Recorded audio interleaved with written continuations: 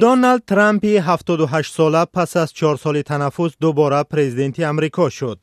او وعده قطع جنگ در دنیا را داد. ما ارتشی نیرومند و ایدئالی داشتن می‌خواهیم و شرط نیست آن را استفاده کنیم. می‌دانید که ما جنگ نداشتیم. در 4 سال بغیر سرکوب داعش جنگ نبود. داعش را به طور رکوردی نابود کردیم. آنها گفتند جنگ را سر می‌کنیم. من جنگ نمی‌کنم. من جنگ را قطع می‌کنم. این غلبه بزرگی دموکراسی و آزادی است.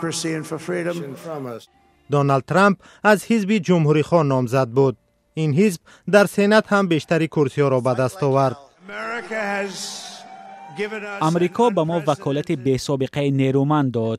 ما نظارت سنات را هم بازپس می‌گیریم. راهی رسیدن ترامپ به پیروزی هموار نبود. او شکستش از جو بایدن را در سال 2020 با درد پذیرفته بود و از طرفدارانش دعوت کرد که اعتراض کنند. ترامپ سال 2016 باری اول در حال پرزیدنت انتخاب شده بود که هیچ تجربه کار در نهادهای دولتی را نداشت. او یک تاجر میلیاردر بود که به سیاست وارد شد.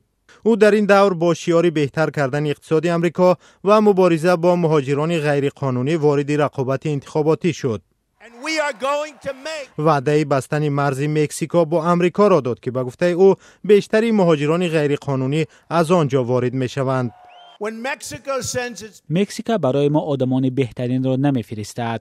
آنها مواد مخدر میارند، تجاوزکارند و فکر میکنند برخی هم آدمان خوب هستند.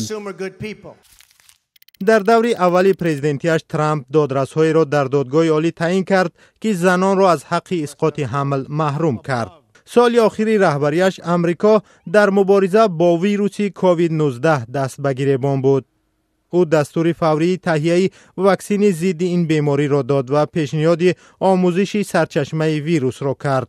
9 میلیون آمریکایی گرفتار این ویروس شدند و 230,000 نفر فوت دیدند. یک سبب باختش با جو بایدن را در ناکامیش در مبارزه با کووید 19 می‌دانستند. ترامپ پس از دست دادن مقامش در سال 2020 در صادر کردن جنایات زیاد متهم شد، ولی هیچ دادگاه او را محکوم به جنایت نکرد و راهش برای وارد شدن به انتخابات دوباره باز شد. حالا جهان انتظار است که ترامپ با بازگشت به کاخ سفید چی تغییر خواهد آورد.